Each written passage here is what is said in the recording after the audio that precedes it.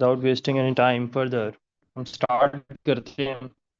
Welcome to one of the regular classes of essay topic wise presented as a demo class. I'm Shahryar Rana.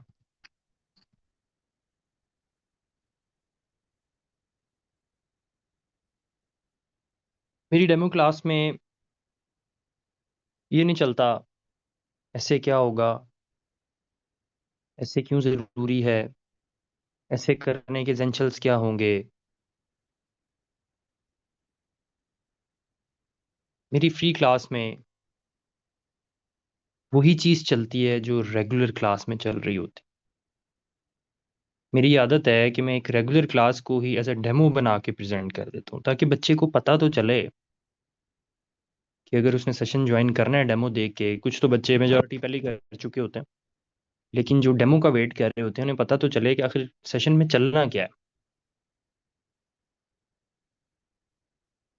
सो आज हम full fledge एक ऐसे का topic करेंगे जो कि हम क्लास में करते होते हैं, ताकि आपको आइडिया हो जाए कि हम क्लास में किस तरह से डिफरेंट ऐसे टॉपिक्स को पकड़ के एक फुल फ्लेज उनके ऊपर एसेज डेवलप करते हैं. और जब आप ये जर्नी मेरे साथ गुजारते हो तो आपको समझ आनी शुरू हो जाती है कि डिफरेंट डोमेन्स के टॉपिक्स आ रहे हैं, उनको किस तरह से करना है, क्या अप्रोच होनी चाहिए, कैसे हैंडल करना है उसको. अभी वैल्यूएशंस मैंने स्टार्ट किए हैं पिछले महीने से. बच्चे पढ़ के आते हैं काफ़ी जगहों से, लेकिन उनका मसला फिर वहीं खड़ा होता है कि उनसे टॉपिक ही डिकोड नहीं होता.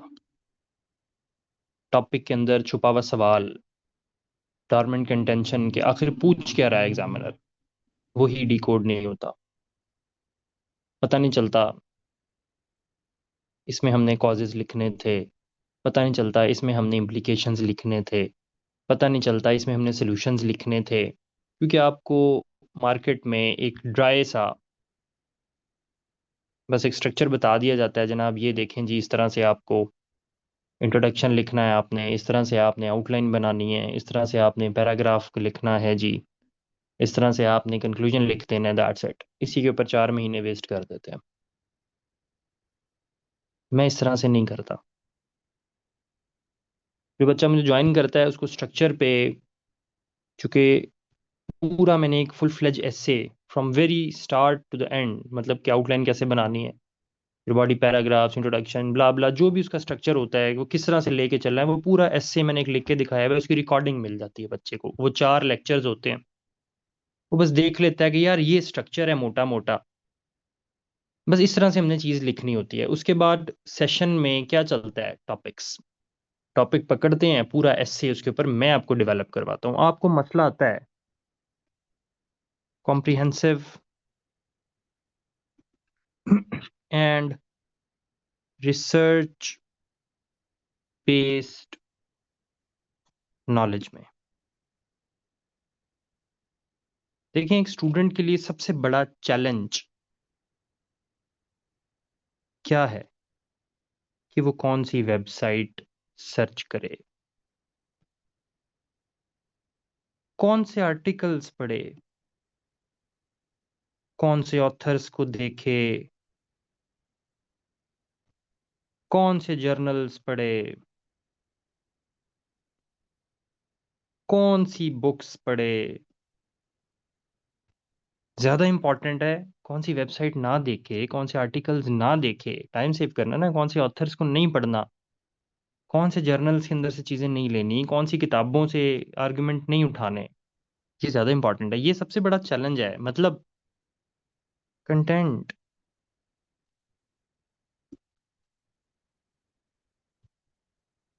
आइडियाज, आर्ग्यूमेंट,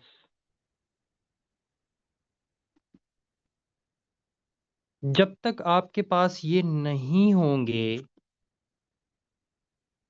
आप क्या लिखोगे ऐसे में. ये मेरा एक मासूमाना सवाल है.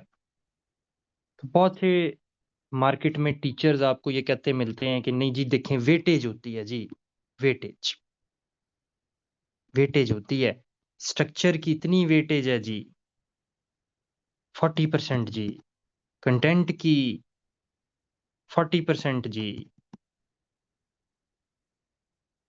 और दूसरी पता नहीं जी 20% किसकी, ये खुद ही बनाई हुई है तो इसलिए मुझे तो याद भी नहीं, मैंने बस सुनी है, ये काफ़ी ज़्यादा मेंटोर्स कह रहे होते हैं। तो देखें जी, ये होता है जी। तो 4 महीने आप स्ट्रक्चर पे लगाते हैं तो वो जस्टिफाइड है जी, जो आप हमें फ़ीस दे रहे हैं। फिर आप कंटेंट खुद बनाना होता है जी आपने, ये तो आपने खुद बनाना है। देखें, पढ़ना तो आपने खुद है, हम आपको बता देंगे कि आप यहाँ-यहाँ से पढ़ लें, तो ये तो आसान बात है। किसी बच्चे को ये कह देना कि यार केके अज़ीज़ की किताब देख लो, किसी को कह देना कि यार प्लेटो की फ़िलॉसफ़ी देख लो, गूगल है ना। किसी को कह देना कि यार मलिया लोधी पढ़ लो ना यार, है तो सही। आसान है। यार उसकी बुक से फलाना चैप्टर पढ़ लो यार, बहुत अच्छा है। एनाटोल लीवन पढ़ लो जी, वो चैप्टर फलाना जी, वो हार्ड कंट्री से पढ़ लो जी। आसान काम है ना, कह देना कि पढ़ लो, देख लो, खुद ही पढ़ना होता है। स्ट्रक्चर सीख लिया आपने, तो पढ़ना तो आपने खुद है, लिखना भी आपने खुद है, पर चेक करा लेना एंड पे जाके। चेक में भी क्या होते हैं? बर्बादी के टिक्स। कि वाह जी वाह, बच्चे ने लिख के भेज दिया, जो भी लिखा हुआ है टिक मार के आपको वापस भेज दिया जाएगा। इवैल्यूएशंस में, मॉक्स में तो पास कर लोगे, एग्ज़ामिनर ने कोई नहीं छोड़ना। एग्ज़ामिनर एक बहुत एस्से का जो चेकर है ना, वो एक अच्छा रीडर होता है। उसको आपकी आउटलाइन देख के समझ आ जाता है कि इस कितने पानी में है। जैसे एक इंटरव्यू पैनल को ये चीज़ समझ आ जाती है, जब आप रूम में एंटर होते हो ना, तो उसको पता चल जाता है आप कितने पानी में हो। कुछ भी नहीं, आपकी बॉडी लैंग्वेज से, आपके चाल-ढाल से उनको समझ आ जाती है कि ये बच्चा कितने पानी में है, कितने में नहीं है।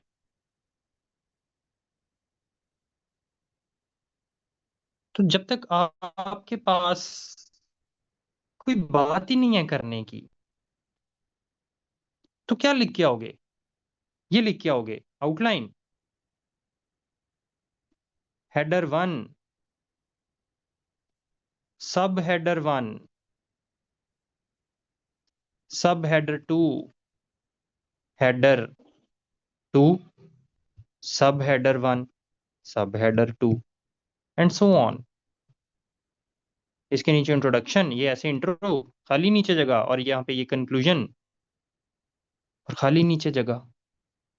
नीचे बॉडी में क्या लिखोगे? बॉडी में भी स्ट्रक्चर बना दो। देखें जी, ये टॉपिक सेंटेंस होता है जी, ये टॉपिक सेंटेंस है, डॉट डॉट डॉट, ये आगे उसकी थोड़ी एक्सप्लेनेशन है जी। देखें, डॉट डॉट डॉट डॉट, ये आगे जी, ये कोई डाटा है जी, ये कोई रिपोर्ट है जी, ये लिखेंगे हम, डॉट डॉट डॉट, ये कोई स्कॉलर का हवाला है जी, देखें जी, डॉट डॉट डॉट। देखें जी, अब हम कोई reverse argument, dot dot dot. देखें जी, अब रीफ्रेजिंग द टॉपिक सेंटेंस जी, इसको कहते हैं कंक्लूजन जी। ये हो गया जी स्ट्रक्चर। तो 12-15 ऐसे बनाना ब्लॉक्स, उनमें ये चीज़ लिखा ना, टॉपिक सेंटेंस, आगे फर्दर ये जो लिखा है, ये देखें जी। यार लिखना क्या है? ये data, report, scholar, reverse argument, topic sentence क्या बनाना, एक्सप्लेनेशन क्या देनी है, क्या कंक्लूजन रीफ्रेजिंग करके लिखना है, क्या ये इस तरह लिख के आना है? बस पेपर में ये लिख के आना होता है। ये स्ट्रक्चर है बस। इंट्रोडक्शन मैं चूँकि नरेशन में कराता हूँ स्टाइल में, तो बस ये नरेशन इधर लिख दो, नीचे नरेशन काफ़ी है, बस उसको समझ आ जाएगी खुद ही। कंक्लूजन लिख दो, मिरर इमेज, कंक्लूजन यहाँ पे लिख दो, मिरर इमेज ऑफ इंट्रोडक्शन। उसको खुद ही पता चल जाएगा कि आपको बहुत अच्छा स्ट्रक्चर आता है। मिरर इमेज ऑफ इंट्रोडक्शन, बस ये देखें जी मेरा एस्से, ये नज़र आ रहा है जी? तो लिखना क्या था इसके अंदर? That is the main question, जो एफपीएससी आपको चीख के कहता है, comprehensive and research based knowledge. Observation इसमें बहुत ज़्यादा काउंट करती है आपकी। मेरे पास अभी बच्चे हैं वैल्यूएशन में, टॉपिक ही नहीं समझ आ रहा होता, पता ही नहीं है किस अप्रोच में लेके चलना है। तो जब तक आपको पता नहीं बात क्या करनी है तो स्ट्रक्चर भी किसी काम का नहीं है आपका। तो ये फॉर्मूला जो बनाते हैं ना टीचर्स, ये वाला, this is redundant, obsolete. Structure भी तब बनेगा जब आपके पास कोई बात होगी करने को। आपका ये एक्सप्रेशन के चलो 20% डाल दो, अंग्रेजी का एक्सप्रेशन भी तब बनेगा जब आपके पास लिखने के लिए कुछ होगा। जब लिखने के लिए कुछ नहीं है तो क्या करोगे? 11 सब्जेक्ट्स पढ़ लें, आपके पास ऐसे का कंटेंट बन जाता है? नहीं बनता। 3-4 साल के पेपर देखो, कैसे टॉपिक्स आ रहे हैं, खुद देखो। आपको टॉपिक्स करने पड़ते हैं, आपको फिर जाके समझ आती है, जर्नी गुजरती है, पता चलता है कैसे टॉपिक करना है, कैसे नहीं करना। I hope all of you are getting my point.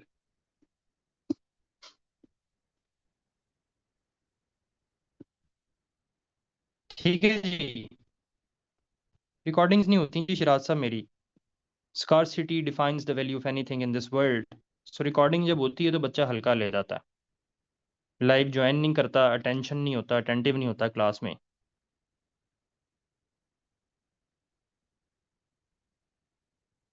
So I hope कि आपको इतनी तो बात समझ आ रही है, ठीक है।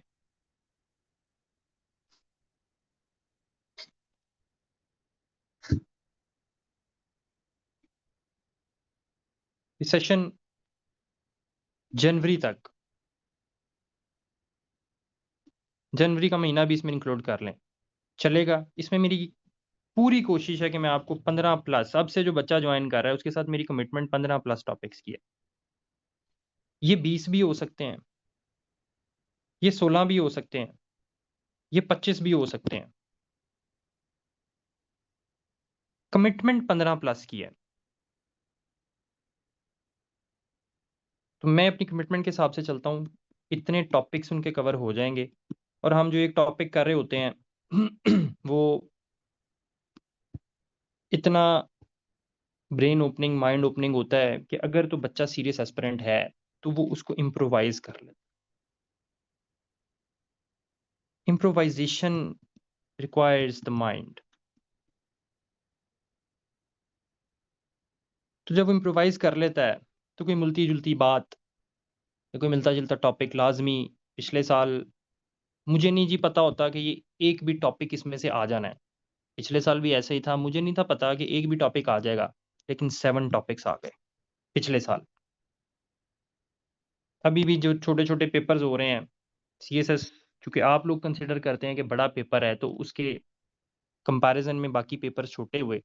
अभी भी जितने छोटे छोटे पेपर हो रहे हैं, एक दो तीन टॉपिक्स आराम से उनमें जो हम करते आ रहे हैं इस साल में वो आते जा रहे हैं।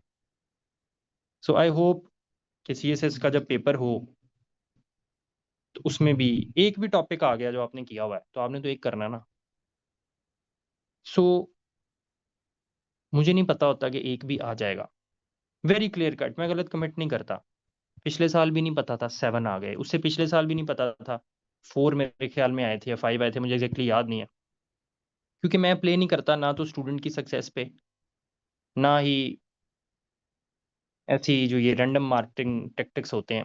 लेकिन कई दफ़ा कंपल्शन होती है कि मैं बच्चों के फीडबैक शेयर कर रहा होता हूँ।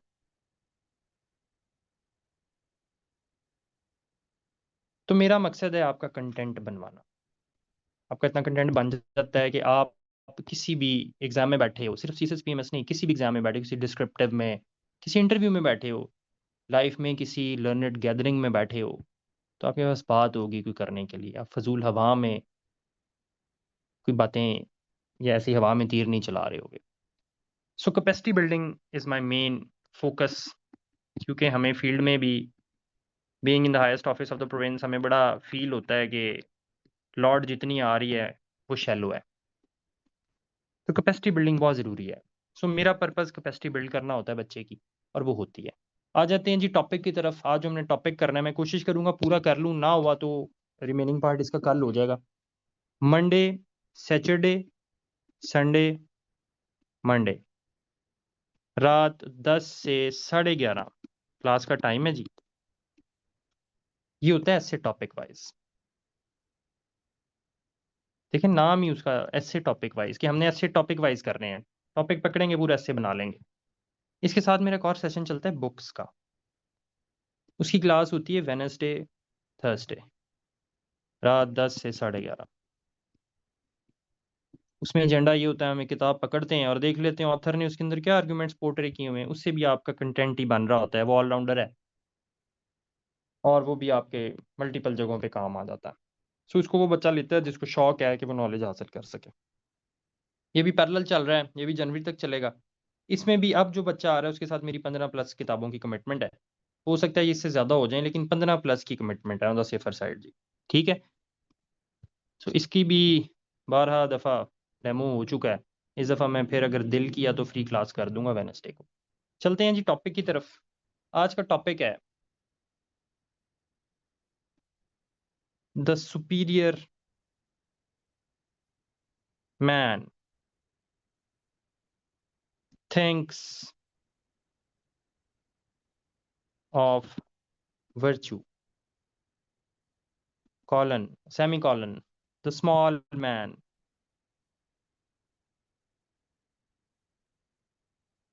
thinks of comfort। ये टॉपिक है जी, superior man thinks of virtue, small man thinks of comfort।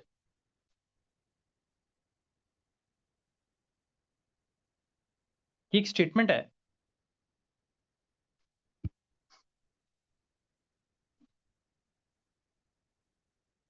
अच्छी बात होती है कि आपको पता होगी ये स्टेटमेंट किसकी है, कहाँ से आ गई, कहने वाले ने क्यों कहा था, किस तनाजुर में कहा था। अच्छी बात है। नहीं भी पता तो उसकी सेंस समझ आनी बहुत ज़रूरी होती है, क्योंकि कई दफ़ा सेंस ही समझ नहीं आ रही होती। और उसकी सेंस इसलिए समझ नहीं आ रही होती कि पता नहीं होता किसकी है,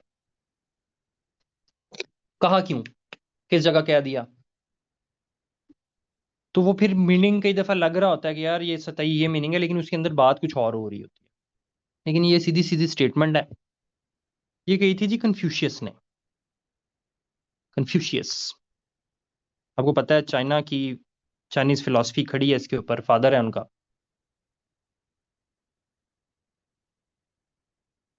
कन्फ्यूशियस की जो ये अच्छी अच्छी बातें थी ना, इसने खुद तो कुछ नहीं लिखा, लेकिन इसके जो स्टूडेंट्स थे, जो डिसाइपल्स थे, उन्होंने इकट्ठी करके एक किताब बना दी और उसको क्या दिया, द एनालेक्ट्स। ये हमने बुक सेशन में की भी हुई है। इस दफा वालों ने नहीं की तो आ जाएगी, पिछली दफा की थी हमने। ये किताबों का मजमू है, उसके अंदर ये स्टेटमेंट रिकॉर्ड की गई है कि ये कन्फ्यूशियस ने कही थी। ये उसकी टीचिंग्स की कंपाइलेशन है और ये 5th BC इसमें रिकॉर्ड की गई और वहां से चलती आ रही है। ठीक है, इसमें इसके रिफ्लेक्शंस मिलते हैं हमें एथिक्स पे, गवर्नेंस पे, पर्सनल कंडक्ट पे। देखिए ये मैं बोल रहा हूँ, ये आपने नोट करना है, यही आपके नोट्स हैं।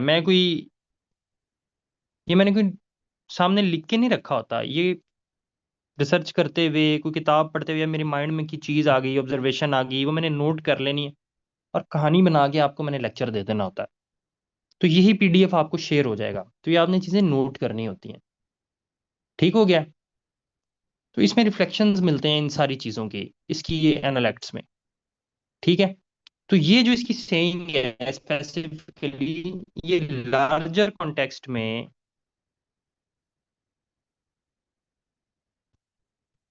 उसका व्यू ऑन सोसाइटी है, जहां पे उसने as a whole ethical and harmonious social order create करने की बात की। ठीक हो गया। अब जब कन्फ्यूशियस ये लिख रहा है या जब उसने ये कहा, तो चाइना जो है वो बड़ा पॉलिटिकली अनस्टेबल चल रहा है, पावर स्ट्रगल्स चल रही हैं।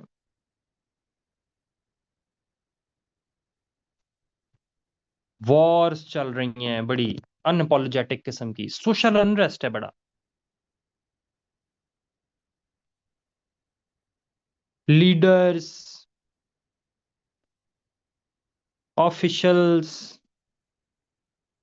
इंडिविजुअल्स, हर सतह पे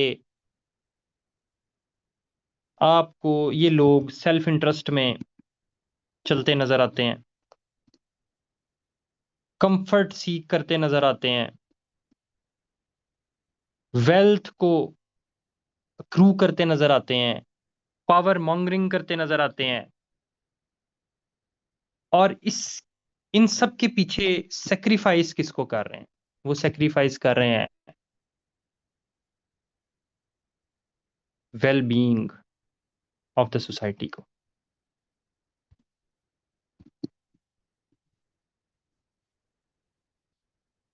specially those in the positions of influence power.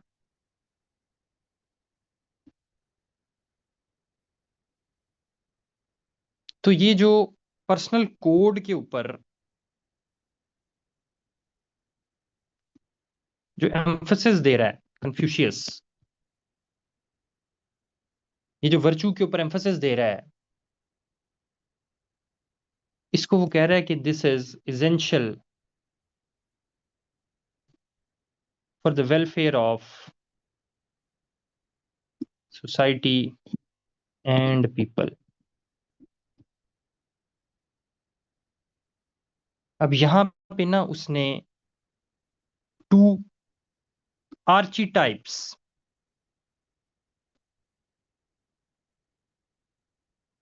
इनको कंट्रास्ट किया आपस में।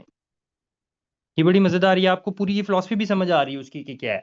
तो मैंने आपको बताया है कि आपकी ये एनलाइटनमेंट होती है इस सेशन में। टू आर्चीटाइप्स हैं, कौन कौन सी? चाइनीज में एक को कहते हैं जुनजी, दूसरे को कहते हैं ज्याओरिन। जुनजी का मीन होता है सुपीरियर मैन,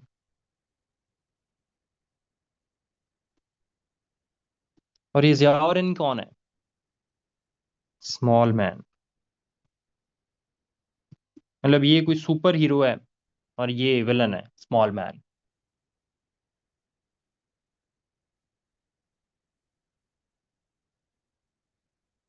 समझ आ रही है बात की?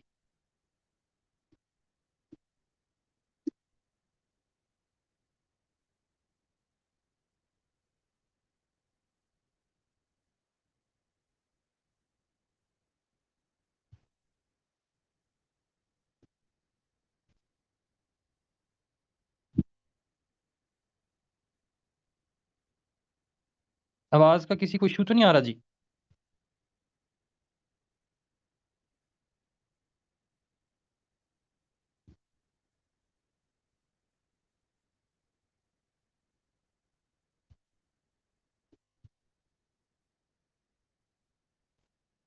ठीक हो गया।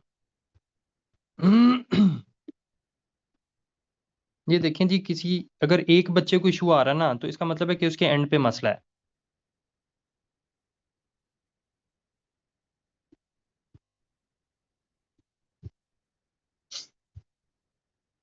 तो ये जो सुपीरियर मैन है, ये इन्विजन करता है मॉरल वर्च्यूज को।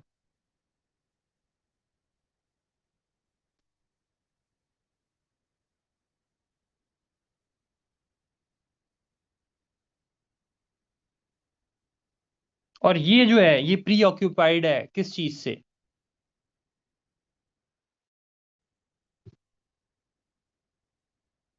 पर्सनल कंफर्ट से, इमीडिएट सेटिस्फेक्शंस।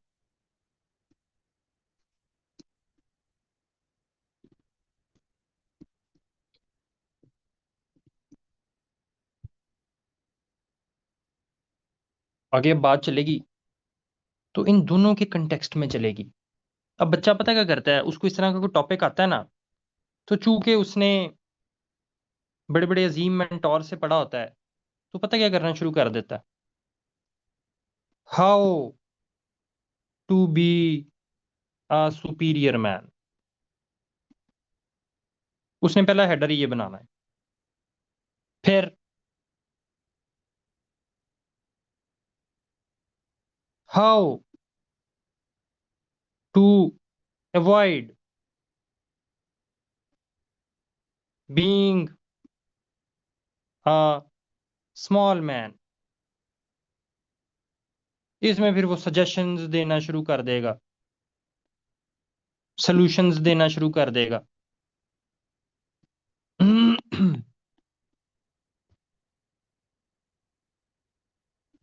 फिर वो बनाएगा why a man is superior.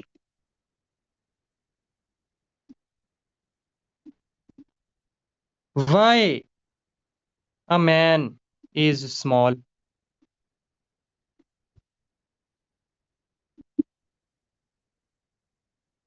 या ये सजेशंस इसके बाद देना शुरू कर देगा।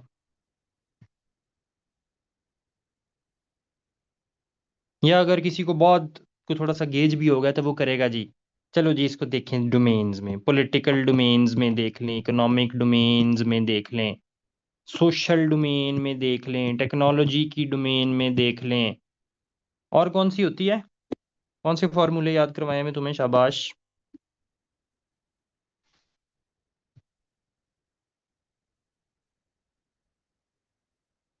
हाँ थैंक यू शरण। ऑब्वियसली हमारी अंग्रेजी, हमारी चाइनीज तो हमारा हमारा प्रोनाउंसिएशन ठीक है। लीगल डोमेन में, जेंडर की डोमेन में।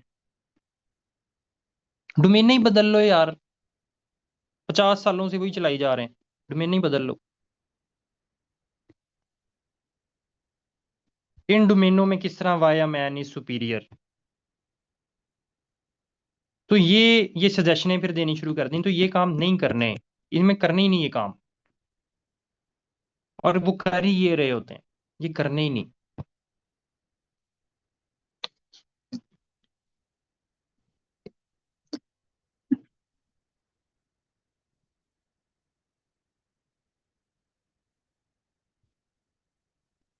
तो इंट्रोडक्शन में मैं जब इसको शुरू करूंगा, तो मैं इंट्रोडक्शन में हमेशा नरेशन में, अब आज ना आपको एक और चीज, मैं आज आपको ये भी बताऊंगा।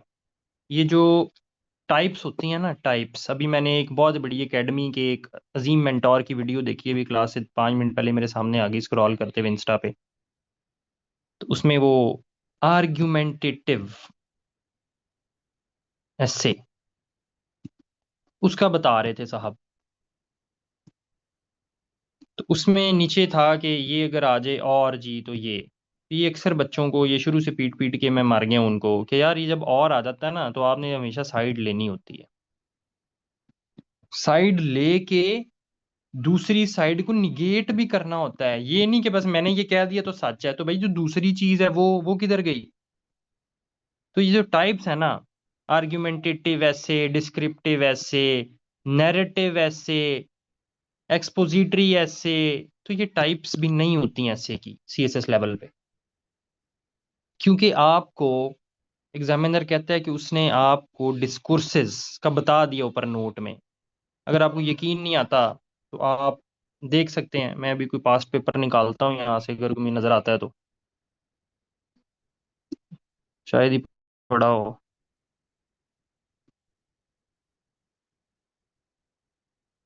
ये है जी। ये क्या कह रहा है?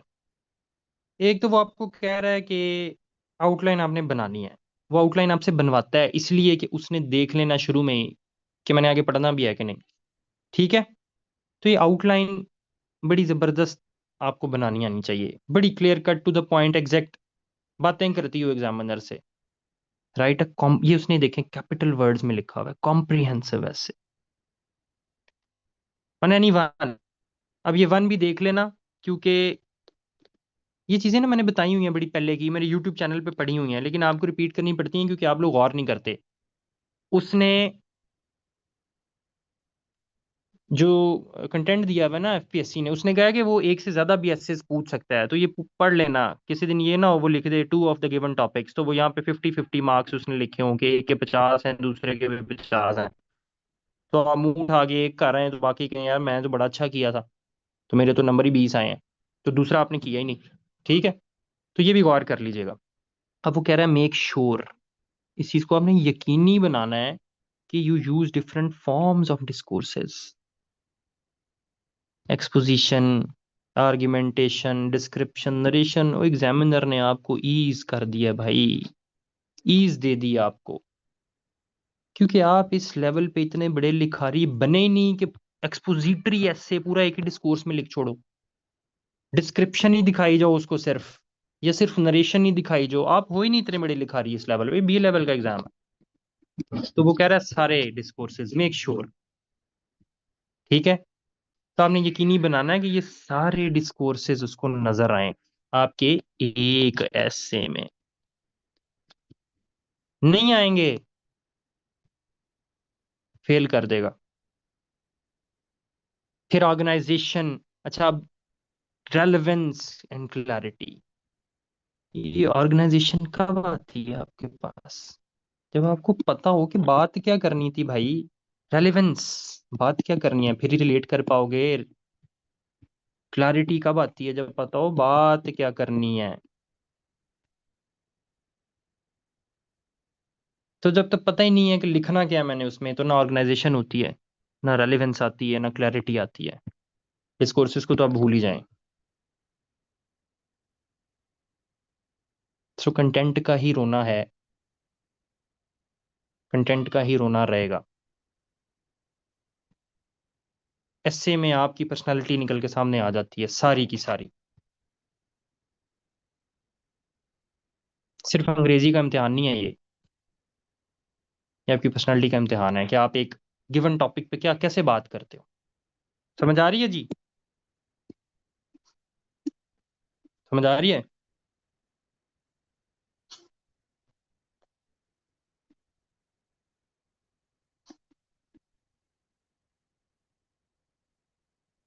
छुप मुझे चोरी छुपे किया हुआ फॉलो उन्होंने।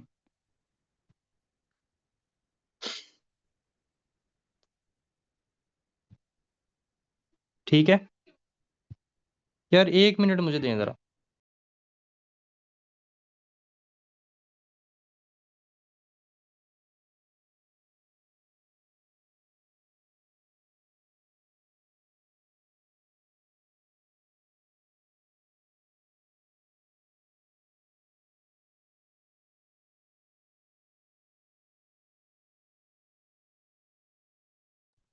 ये समझ आती है जी बात?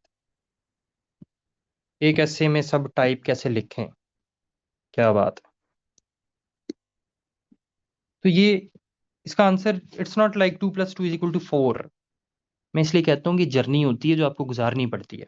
मुझसे बच्चे पूछते हैं कि सर आप फार्मूला में क्यों नहीं बता देते कंटेंट का? मेरे पास कंटेंट का कोई फार्मूला नहीं है।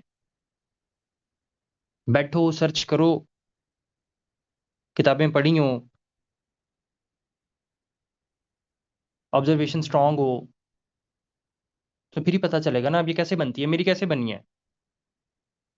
It's been a decade in this field. तो उसी चीज को आपका टाइम सेव करने के लिए मैं यूज करता हूँ। That's it. के सर द पॉइंट के बगैर भी Xiaomi 2409 BRN2CA, अम्मी अब्बू ने ये नाम रखा था आपका। तो ये आपको पता चल जाएगा, आज ये बात चलेगी इस पे, देखना कैसी आम बात होगी। ये टॉपिक्स आपको एकेडमीज डरा देती हैं कि ये ना करना, फेल हो जाओगे। ये छक्के होते हैं, ये 70 + 60 प्लस होते हैं ये वाले एसेस। ठीक है, तो आज आप देखोगे कि कितनी आसान बात करेंगे हम। आ जाएं जी।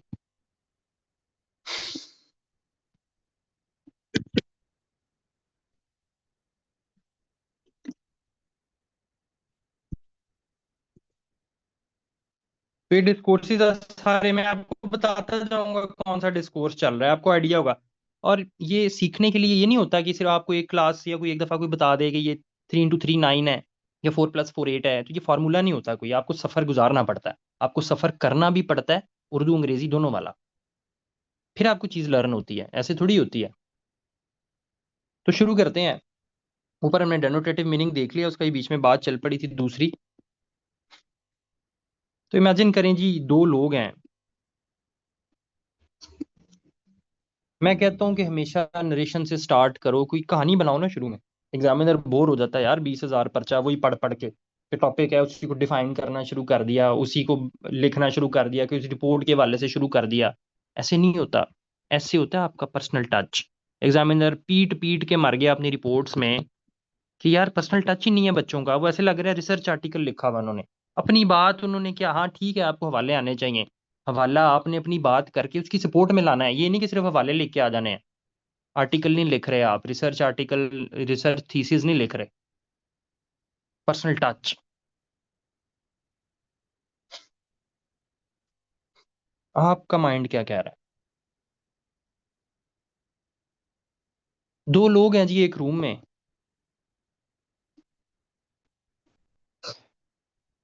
जहां पे उनको एक अपॉर्चुनिटी मिलती है टू हेल्प समवन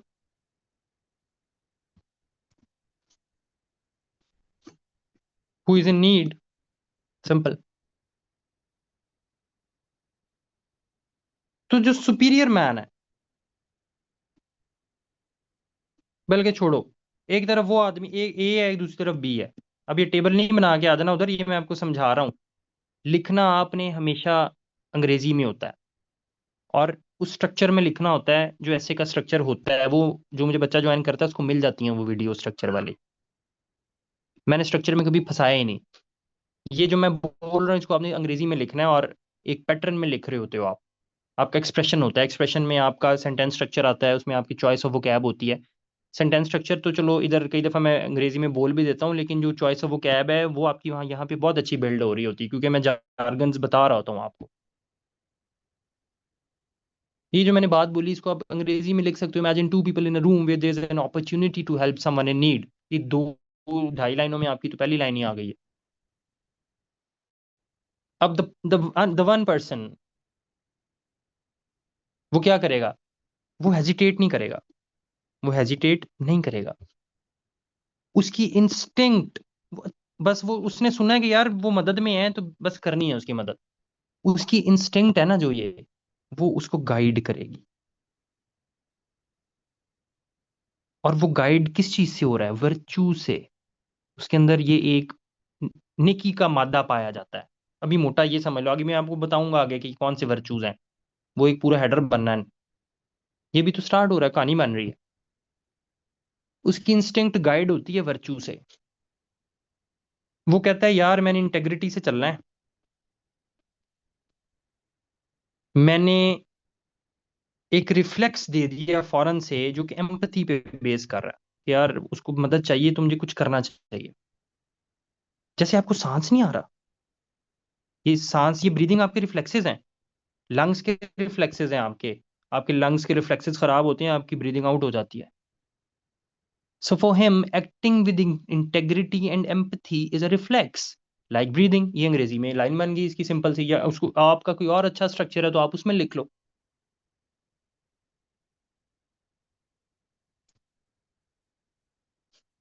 वो बियॉन्ड हिज ओन,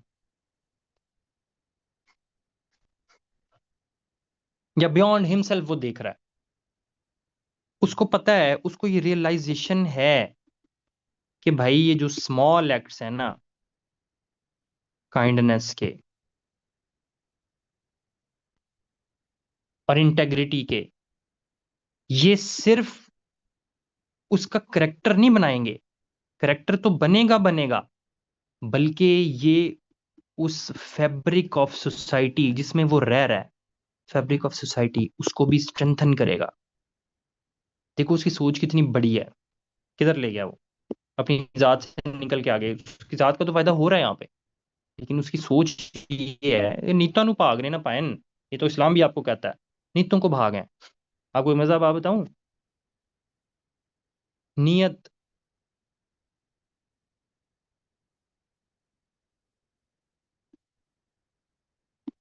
एक बंदा है, वो नमाज पढ़ रहा है, लेकिन वो पढ़ रहा है दिखलावे के लिए। पढ़ वो नमाज रहा है, नेकी का काम कर रहा है ना, पढ़ दिखलावे के लिए रहा है। अल्लाह इसको शिरक कंसिडर करता है। मेरे लिए नहीं पड़ी। कर नेकी रहा है, फिट घटे हो रही है, चैरिटी कर रहा है, इंटेंशन क्या है?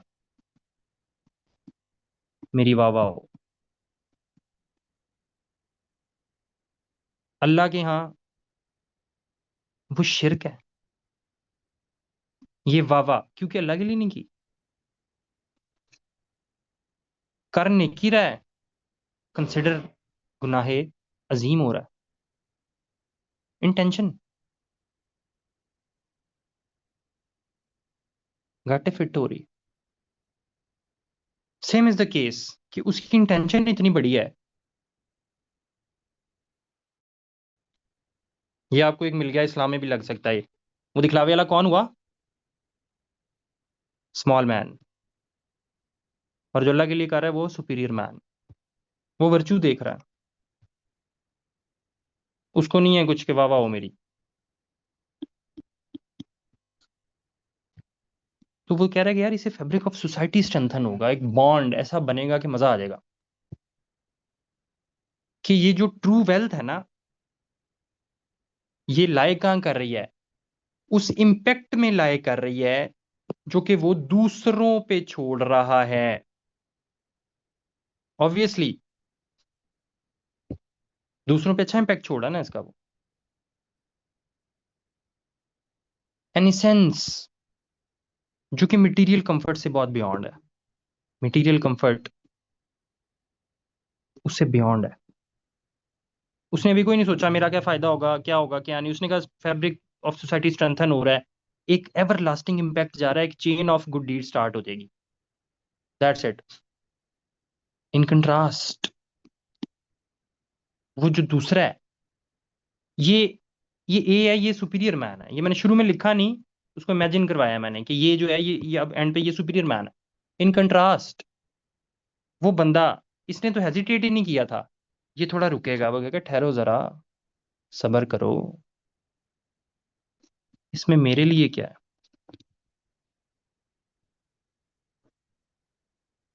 कंफर्ट ढूंढेगा इसके अंदर वो। ये कंफर्ट है अपने लिए कुछ ढूंढना।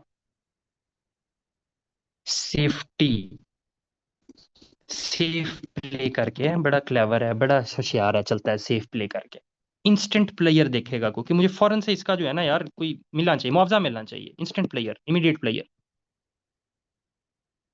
और जब उसको पता चलेगा मेरे लिए कुछ नहीं है तो वो सिंपली अवॉइड कर जाएगा उस हार्डशिप को जो उसको करनी, जुगाड़ करना पड़ेगा ना, ऑब्वियसली किसी की हेल्प करनी, जुगाड़ तो करना पड़ेगा। यहां पे अगर उसको सेक्रीफाइस करना पड़ेगा तो वो उसको अवॉइड कर जाएगा, विड्रॉ कर जाएगा, विड्रॉ कर जाएगा। वो अपनी उसी फेमिलियर रूटीन में वापस चला जाएगा कि यार मैं क्यों जाऊं अपने कंफर्ट जोन से बाहर। फेमिलियर रूटीन में चलता जाएगा, उसी में वार्मथ को तलाश करेगा। कंफर्ट है ना, क्योंकि वही उसका सर्वाइवल है, टेम्परेरी रिफ्यूज है। लेकिन इससे उसकी ग्रोथ कोई नहीं होनी।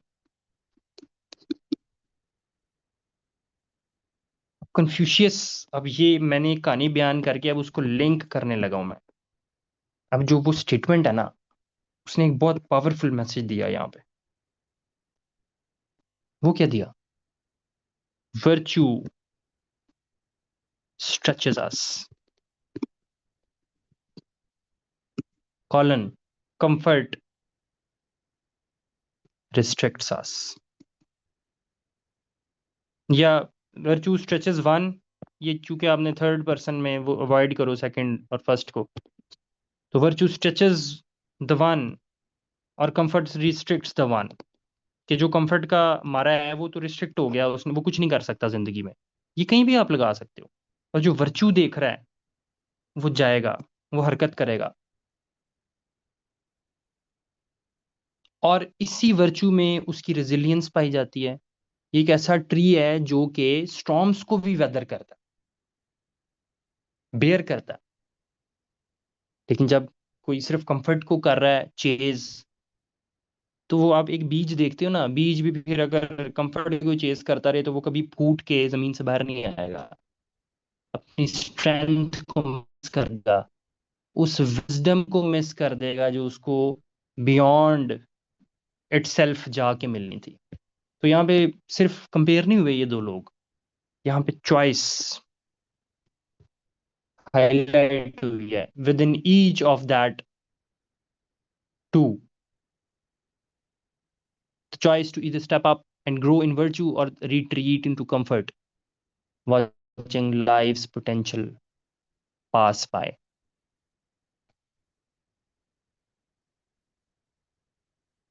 नरेशन समझ आई जी?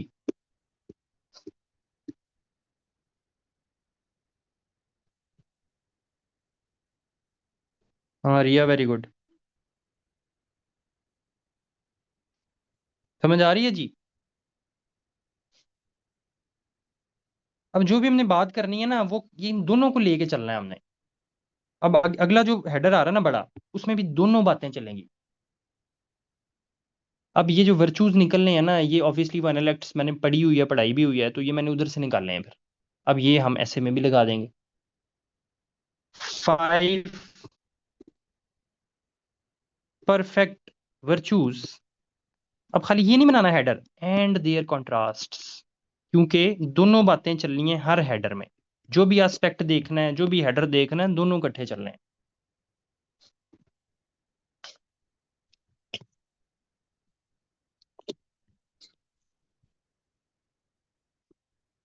पहला वर्चू क्या है? Compassion. Compassion versus self centredness.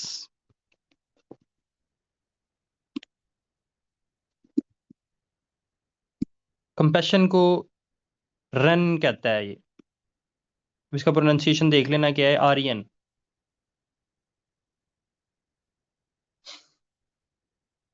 ये आपने याद रखने हैं, क्योंकि आगे जो एस्पेक्ट्स में हमने देखनी है ना चीजें, वो ये इन्हीं कुछ वर्चूज और इनके कंट्रास्ट में बातें चल रही होनी है। ठीक है, तो ये आपने याद रखने हैं।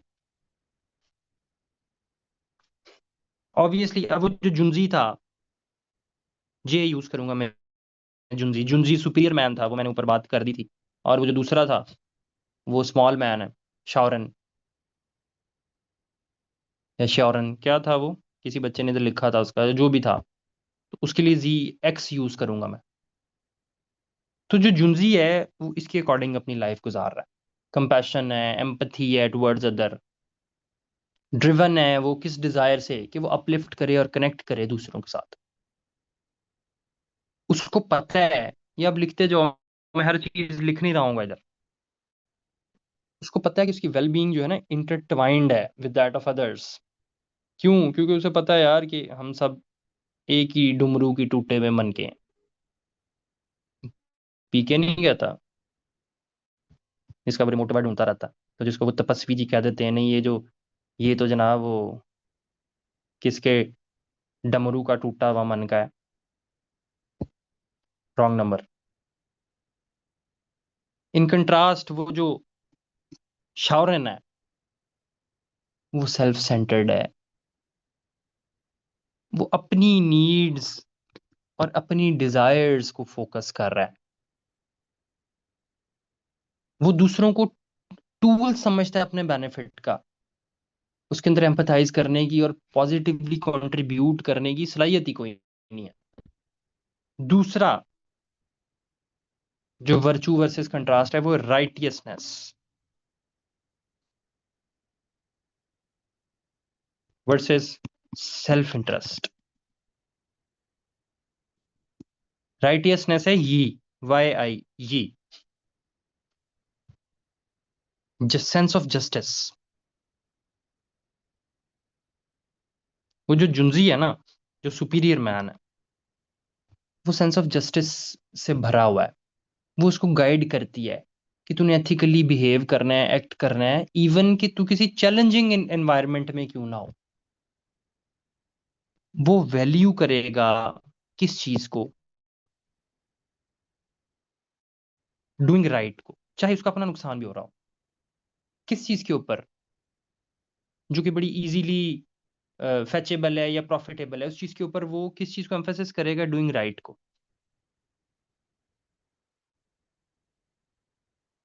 और मॉरल स्टैंडर्ड्स अपने हाई रखेगा। दूसरी तरफ वो जो शॉवरेन है, सेल्फ इंटरेस्ट रख रहा है, वो बैड चॉइसेस लेगा immediate gain base. Strong ethical compass lack करेगा, वो अपने प्रिंसिपल्स को कंप्रोमाइज करेगा पर्सनल एडवांटेज के लिए, इवन फेयरनेस को भी इग्नोर कर दे। ये दोनों के वर्चू चल रहे हैं। ये अब जिन जिन वर्चूज में आगे हमने हर एस्पेक्ट देखना है ना, इनमें से एक आधा लग रहा होना है हर एक में। तो ये वो हम पहले जरा एक हेडर में उसको बता देंगे कि ये वर्चू हैं दोनों के। तीसरे में propriety versus disregard for traditions।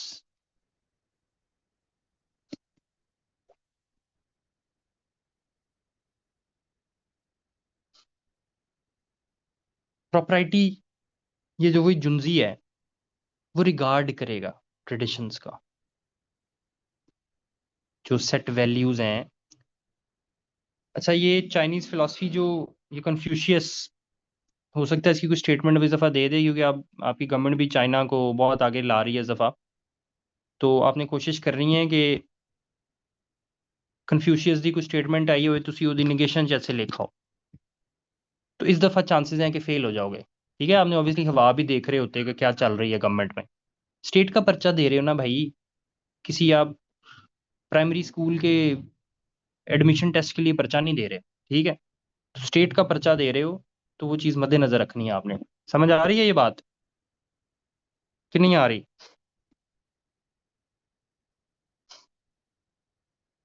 हाँ, शिव जी का डमरू का टूटा हुआ मन का।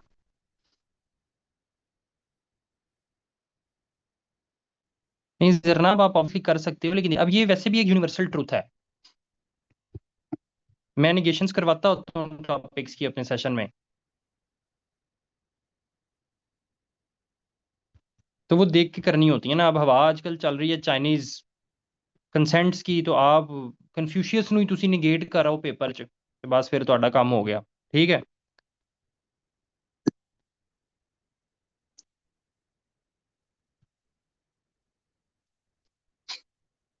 तो वैसे भी इसका तो निगेशन बनता भी नहीं इतना, कोई वो नहीं होगा आपके पास कंटेंट ज्यादा। क्या लिखोगे कि सुपीरियर मैन जो है वो थिंक्स ऑफ कंफर्ट,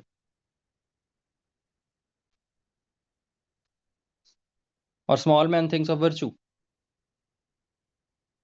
ये लिखोगे?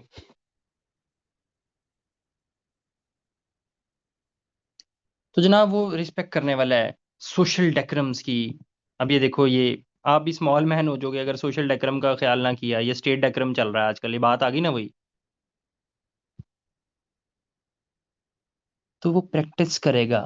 ये प्रॉपराइटी को कहते हैं ली। ये याद ना भी रहे खैर है, लेकिन ऑब्वियसली मैंने आपको बताना है क्योंकि कंटेंट बिल्ड हो रहा है, आपका नॉलेज बढ़ रहा है। और कुछ बच्चे इस माइंडसेट में बैठे होते हैं कि हाँ हाय सर ने ये क्या बता दिया, तो हमें पता ही नहीं था। तो बेटा अब आपको पता चल गया ना, बता दिया। तो अपने माइंड को थोड़ा सा सही करके बैठते होते हैं क्लास में। कई बच्चों की मैंने ये कंप्लेंट्स देखी हैं कि सर ये हमें तो पता ही नहीं था। तो वो उसी में फंसे रहते हैं, हमें तो पता ही नहीं था। तो क्लास में मैंगो लेने आए हो भाई, पता कर नहीं आए हो ना, सिंपल सी बात है। या कोई आप चीज़ पढ़े, उसी से इसकी तैयारी क्यों कर रहे हो? क्योंकि आपकी तैयारी नहीं है, तो आप फिर वो भी छोड़ दो कि हमारी तो तैयारी ही नहीं है, तो ना करो फिर। सीधी सी बात है ना, हमें तो पता ही नहीं था। उसी में फंसे रहते हैं कि हो ये तो नई बात आ गई कोई, चलो छोड़ो कोई गल नहीं, हमें नहीं पता था, वही हम कंफर्ट में रहे। तो you are acting as a small man, कि हमने कंफर्ट में रहना है, हमने कोई नई चीज़ नहीं सीखनी। क्योंकि हम तो सेमेस्टर सिस्टम से पढ़ के आए हैं, हमने तो वन नाइट स्टडी करनी है। और हमें मार्केट में ये बताते हैं एलोकेट हुए हुए नए नए चूजे, चूजियां भी, कि मैं तो 2 महीने पढ़ा था। वो ये नहीं बताते कि 4 महीने जलील होते रहे, वो 4 साल जलील होते रहे अपनी डिग्रीज में भी तैयारी कर करके। तो वो जैसे डिग्री खत्म हुई, हमने तो साथ ही पेपर दे दिए। तो मिस गाइड कर रहे होते हैं बच्चों को। ठीक हो गया? तो सोशल डेकोरम का ख्याल रखेगा, मेंटेन करेगा ऑर्डर को, रिस्पेक्ट शो करेगा विद इन द सोसाइटी। वो कमिटमेंट करेगा इस प्रॉपराइटरी, ये प्रॉपराइटी से। तो इसी से उसकी कम्युनिटी के साथ एक बॉन्ड भी डेवलप हो जाएगा, जहां पे रिस्पेक्ट और डिसिप्लिन दोनों थ्राइव कर रहे होंगे। कन्वर्सली ये जो इधर वाला स्मॉल मैन है, ये डिसरिगार्ड करेगा सोशल कस्टम्स। अब इसमें ये नहीं कर देना कि ये जो रेवोल्यूशंस आ गई दुनिया में वो स्मॉल मैन थे, क्योंकि अब उन्होंने तो डिसरिगार्ड किया कस्टम्स को, सोशल कस्टम्स को। तो भाई उन्होंने सोशल कस्टम्स को डिसरिगार्ड नहीं किया, उन्होंने उस इनजस्टिस को डिसरिगार्ड किया जो कि सोशल कस्टम्स को खा गए थे।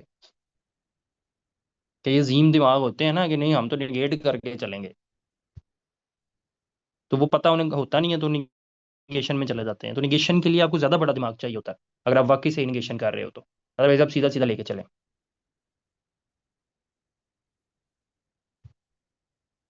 बड़ी मजेदार बात आने लगी है इधर। सोशल कस्टम्स या कोई कंस्ट्रेंट्स, चलो कंस्ट्रेंट्स तो हम आगे देख लेते हैं। कोई भी अगर कोई लॉ है तो उनको ना वो क्या समझते हैं, अननेसेसरी कंस्ट्रेंट्स।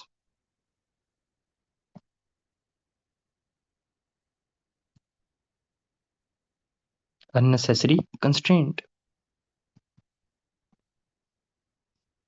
जैसे एथीस्ट होते हैं, cause they want to live life on their own terms. तो आपको दुनिया में सबसे बड़ी कंस्ट्रेंट लगाने वाला कौन है? That is Allah, that is God. दुनिया की कोई भी अथॉरिटी ना लगा रही हो, इधर से तो लग ही रहे हैं ना, चेक लगे हुए हैं। तो वो कहते हैं इन्हें डिनाई कर दो।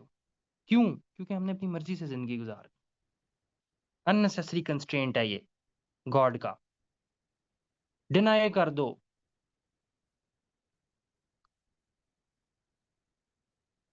तो कन्फ्यूशियस की नजर में ये स्मॉल मैन है,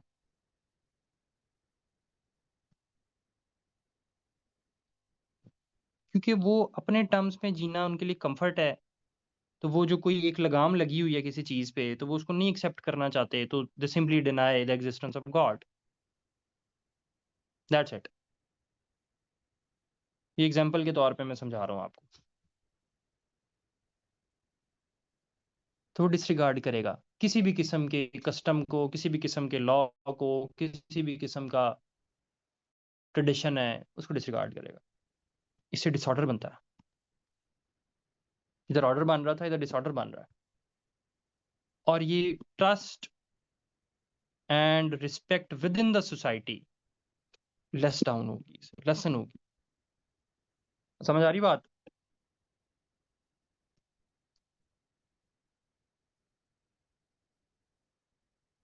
यार जो चल रहा है ना वो चलने दिया करें। मैंने ये फ्री क्लास में इसलिए चैट ऑफ रखी होती है कि डिस्ट्रैक्ट होते हैं। जो बात चल रही होती है ना, आप उसको तो पहले हजम कर लिया करें। ये non conformist, sir non conformist versus non conformist add कर सकते हैं। अब आप देखें हमने लिखा क्या। तो अब बेचारे बच्चे जो यहाँ पे कोई बिगनर हैं उनको पता ही ना हो कि ये क्या है, तो फिर वो क्या सोचेंगे कि ये क्या बात चल रही है।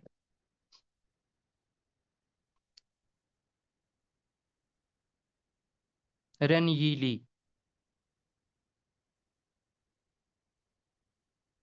ये मन परेशान हो गई है। कंपैशन को रेन कहते हैं चाइनीज में, राइटियसनेस को यी कहते हैं, प्रॉपराइटी को ली कहते हैं, और मुझे शेरी कहते हैं।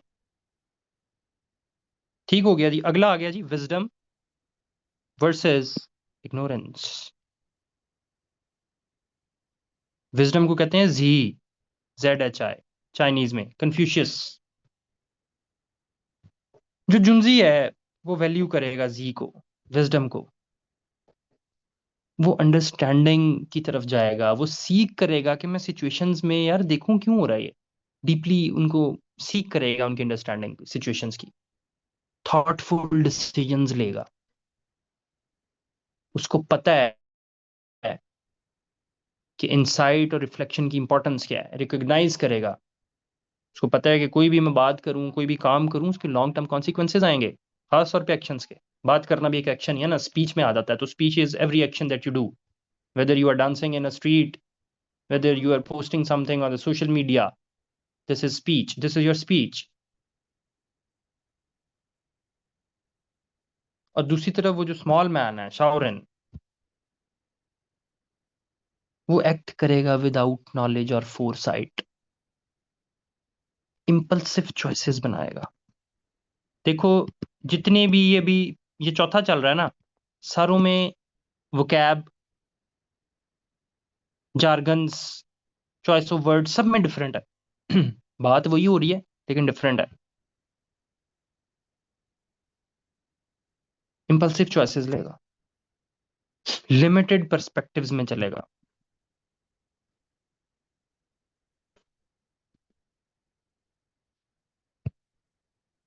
तो उसकी इग्नोरेंस उसके लिए तो नासूर है ही, दूसरों के लिए भी नासूर बन जाएगी। आपकी सोसाइटी की बेस्ट एग्जांपल है।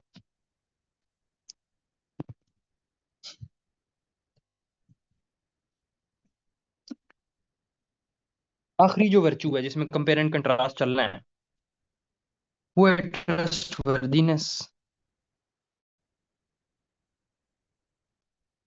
Versus dishonesty. इसको कहते हैं यिन। ये ना भी याद रहे खैर है, लेकिन मैं आपको बता रहा हूँ आपकी नॉलेज के लिए। इग्नोर कर दें, नहीं समझ आ रही है, जी यिन ली पिन पुन किन टुन शिन, ठीक है, इग्नोर कर दें इसको। लेकिन ऑब्वियसली हर बच्चे को लेके मैंने चलना होता है, तो कुछ बच्चे होते हैं जो ये पिक कर रहे होते हैं, तो एक भी पिक कर रहा है तो मेरी सक्सेस है। 1.5% ही पास हो रहे होते हो।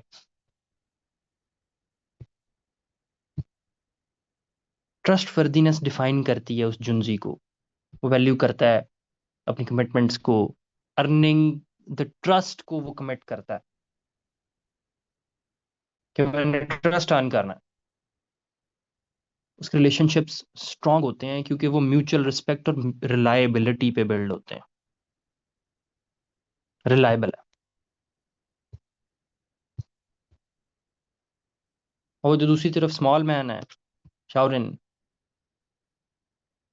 ही लैक्स ऑनेस्टी, प्रॉमिस ब्रेक करेगा, डिसीव करेगा, जहां पे उसको सूट करेगा ना वहां पे डिसीव करेगा, जहां पे मौका मिलेगा धोखा देगा। इससे ट्रस्ट इरोड होता है ना, ट्रस्ट इरोड होगा तो वो आइसोलेट हो जाएगा, क्रेडिबिलिटी उसकी तेल लेनी चली जाएगी, खत्म, रिलायबल नहीं रहेगा। तो ये जितने हमने व्यू देखे हैं, ये टू डिफरेंट पाथ्स हैं, दोनों के टू पाथ्स ऑफ लाइफ है, टू पाथ्स ऑफ लाइफ है, जिसमें हर आप देख रहे हो कि वो एक तरफ जुंजी है, दूसरी तरफ शाओरन है, वो अपना अपना जो है वो उसने एक रास्ता इख्तियार किया हुआ है। एक करेक्टर बिल्ड कर रहा है, वर्चू फॉलो कर रहा है, स्ट्रेंथन कर रहा है सोसाइटी को, कंपैशन, जस्टिस, प्रॉपरिटी, विजडम, ट्रस्टवर्दीनेस सबसे चल रहा है। एक पर्पज है, रिस्पेक्ट है उसकी लाइफ में। दूसरी तरफ स्मॉल मैन है, वो self interest, comfort, superficial gains, deeper fulfilments को मिस कर रहा है। वो वर्चू उसको किसी खाते में नहीं ला रहा, तो अपनी चॉइस से चल रहा है, दूसरा भी अपनी चॉइस से चल रहा है। ठीक हो गया। तो यही फिर वर्ल्ड को जो है ना वो शेप भी कर रहे हैं। यहां तक बात समझ आ गई? अब हम जाने लगे हैं मेन काम एस्पेक्ट जो हमने देखने। ठीक है।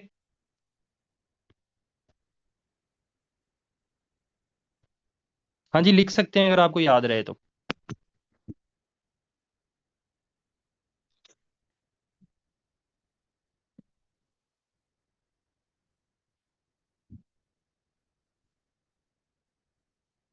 Wisdom versus ignorance.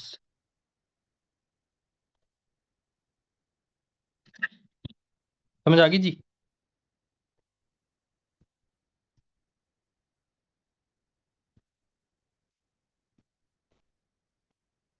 अब जो बड़ा अगला हम हेडर बनाने लगे हैं ना, वो अब हमने एक एक एस्पेक्ट में देखना है इन दोनों को, आर्ट्स एंड एस्थेटिक्स।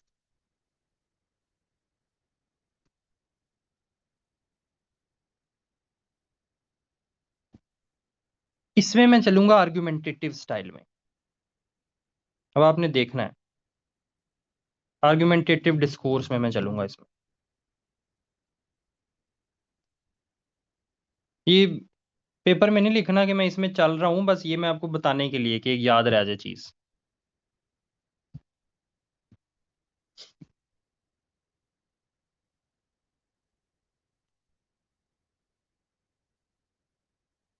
वो जो सुपीरियर मैन है ना, एसएम,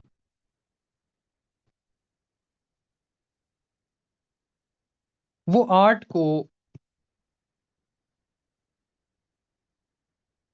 वो ये कहता है कि यार ये आर्ट जो है ना, ये सिर्फ ये नहीं है कि भाई इसको देखी जाओ। Something to look at. This is not something to look at. It isn't just something to look at. It is something to feel and reflect. To feel and reflect upon. ये आर्ट उसके लिए एक window है। वो कहता है ये मेरे लिए एक विंडो है जिससे मैं ह्यूमन एक्सपीरियंस के हार्ट के अंदर जाती मारता हूं, कहता है, झांक रहा हूं मैं उसके अंदर। ये वो मीडियम है जिसके थ्रू वो कनेक्ट कर रहा है रेजिलियंस के साथ, एम्पथी के साथ, ब्यूटी इन इम्परफेक्शन के साथ। ये बात बड़ी आगे तक जाती है। ये सेइंग जो सी ना बहुत डीप है। वो यहाँ पे डिफरेंट किसी बड़े फिलोसफर को कोट भी करता है। वो कहता है इमैनुअल कांत ने कहा था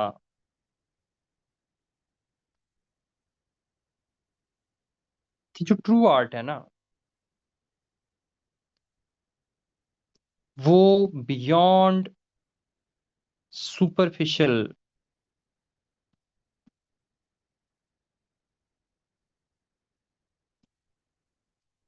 रीचेस तक जाके पहुंचता।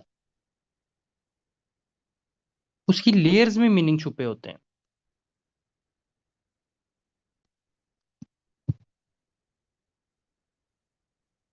दूसरी तरफ वो जो स्मॉल मैन है, एक्स, ये एक्स और जे लिखता हूँ वो खुद ही लिखना, क्योंकि अगर मैं सुपीरियर मैन लिखता हूँ एस एम, तो स्मॉल मैन भी एस एम ही है। तो यहाँ पे जे मीन सुपीरियर मैन जुंजी है, और एक्स मीन्स वो शाओरिन मीन स्मॉल मैन। ठीक है। वो कहता है मैं नहीं मानता।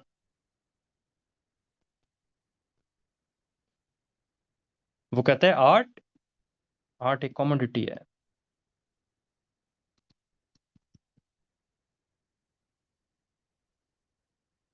ये एक वो प्राइज है जिसे स्टेटस और प्रेस्टीज की अलामत समझा जाता है। उस आर्ट की जो वैल्यू है वो उसकी प्राइस में है, कि वो कितने डॉलर्स में बिकती है। उसका सिंबल ऑफ सक्सेस तो जुड़ा ही उसके उस इमेज के साथ हुआ है जो बिक रहा है। तो ये दोनों एक गैलरी में खड़े हुए हैं।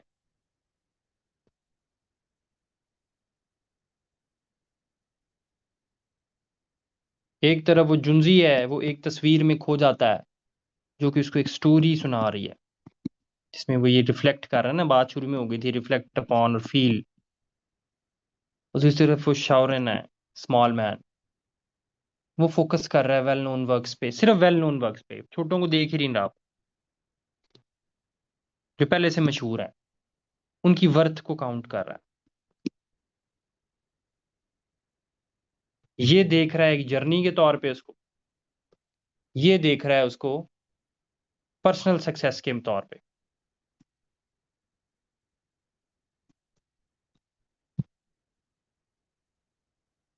अब आर्ग्यूमेंटेटिव डिस्कोर्स मैं आपको बताता हूँ यहाँ पे लगाया क्यों है। क्योंकि जो आर्ट है ना, वो ऑफन एक डिबेट स्पार्क कर देता है कि आखिर ये क्या रिप्रेजेंट क्या कर रहा है। तो ये आर्ग्यूमेंट है ना कि क्या रिप्रेजेंट कर रहा है भाई वो। तो ये हमने एक आर्ग्यूमेंट स्टाइल में ऊपर दिखा है कि वो उसको वो रिप्रेजेंट होगी चीज और उसको ये रिप्रेजेंट होगी। वो एक सवाल आ गया ना बीच में कि क्या रिप्रेजेंट कर रहा है आर्ट। यही होता है ना कि आर्ट ये एक तस्वीर है सामने, या ये जो उसने ये जो कुगियां मारी हुई हैं, एलो जी का एक पेंटिंग है, उसके ऊपर ये कुगियां पड़ी हुई हैं एलो। एक बंदा है उसके लिए सिर्फ एक लाइंस है, एक बंदा है उसके लिए पूरी एक यूनिवर्स है।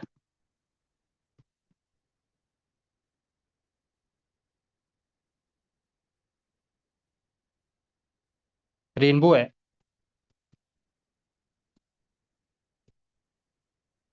वो एक आम बंदा देखेगा, वो कहेगा यार क्या ये ऐसे, बस ठीक है बन गया, एक पैटर्न सा बन गया है। लेकिन एक पोएट अगर उसको देखेगा तो क्या है? अब इधर वो एक आम बंदा स्मॉल मैन है इस रेनबो के लिए, और वो पोएट जो है वो सुपीरियर मैन है इस रेनबो के लिए। समझ आ रही है बात?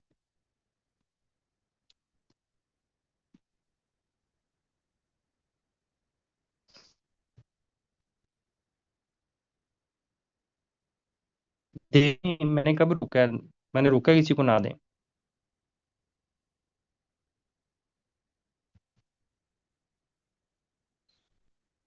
बगैर एग्जाम्पल के भी ये आप इसको लिखेंगे ना तो ये आपका 150 100 वर्ड्स का तो आराम से पैरा बन जाएगा।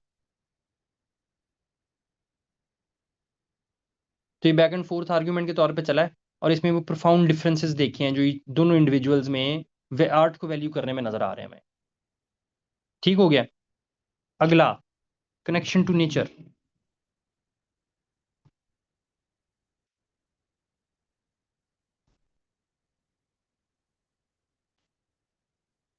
ये डिस्क्रिप्टिव स्टाइल में चलाऊंगा मैं।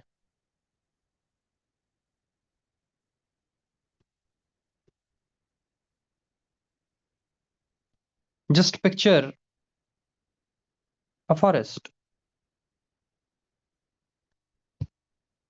जहां पे हर साउंड,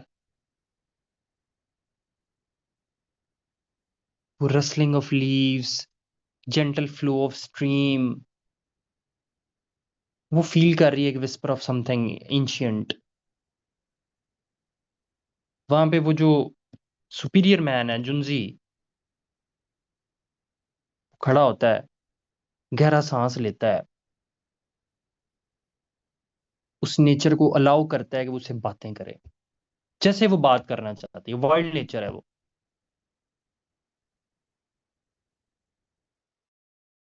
भाई, rustling leaves, the gentle flow of a stream, Peaky birds,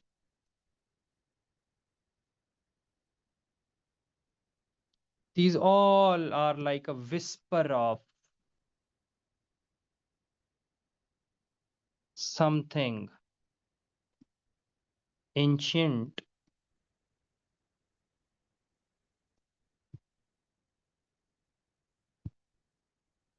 अब वो उस जुंजी का वहां पे स्टैंड स्टिल करना, breathing, breathing in the earthy air, letting the nature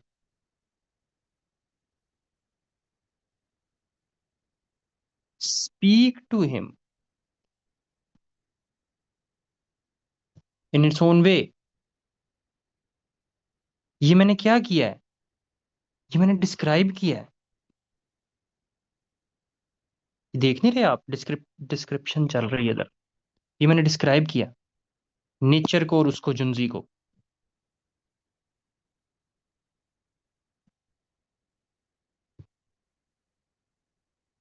उसके लिए नेचर लाइव है, एक वाइज टीचर है।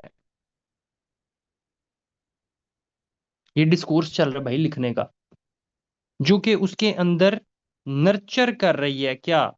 Patience and humility.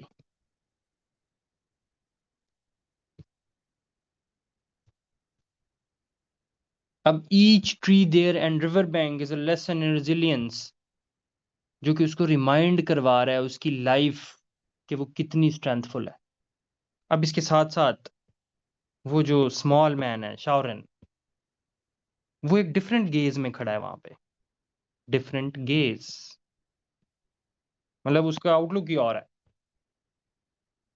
वो ट्रीज को एज अ टिम्बर देख रहा है, वो लैंड को एज अ रियल एस्टेट देख रहा है, वो माउंटेन्स को क्या कर रहा है, सीमेंट फैक्ट्री देख रहा है।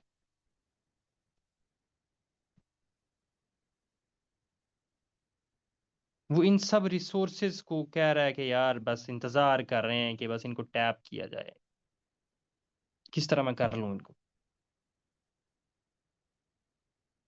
अब इधर दोनों की डिस्क्रिप्शन अलग है। जुंजी जो है वो उस मोमेंट में फुल डीपली रूटेड है, बल्कि ये कैलकुलेशन से मार रहा है उधर, कि वो मतलब वो वंडर कर रहा है कि ये फॉरेस्ट किस तरह से उसको इंटरेस्ट को पूरा कर सकता है। मैं क्या करूं, वो यहाँ पे खड़े होकर सोच रहा है कि यार मैं एक कंपेन ना कर लूं, मैं 4-5 बंदे जो है इधर ले आया करूं कंपेन कराने, कैंपेन कराने के लिए। कैसा है, दोनों नेचुरल स्पेस में है, डिस्क्रिप्शन दोनों की अलग है। समझ आ रही है कि नहीं आ रही?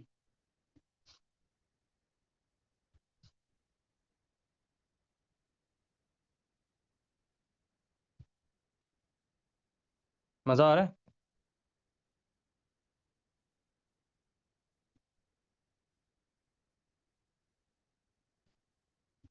तो इसमें जो डिस्क्रिप्टिव डिस्कोर्स है ना, उसने पेंट किया है एक vivid picture of the forest, जिसने मतलब वो जो कोई भी उसको रीड कर रहा है ना, तो उसको फील हो रहा है वो एटमॉस्फेयर, वो इमेजिन कर रहा है उस सीन को, उसके हर करेक्टर से, उसकी हर डिस्क्रिप्शन से।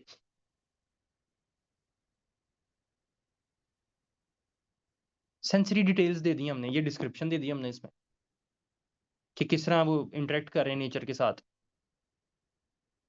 सेम एनवायरनमेंट है, लेकिन दोनों की डिफरेंट जो है वो इवोकिंग्स हो गई हैं। समझ आई?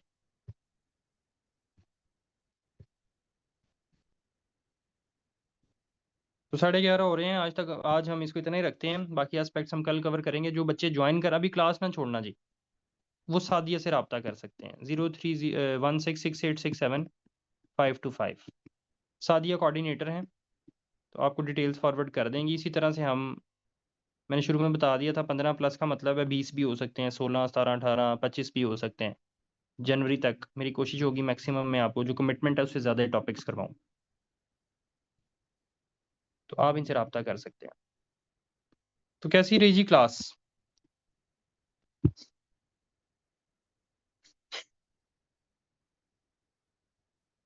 यार ये नंबर है, मैं इधर टाइप कर देता हूँ।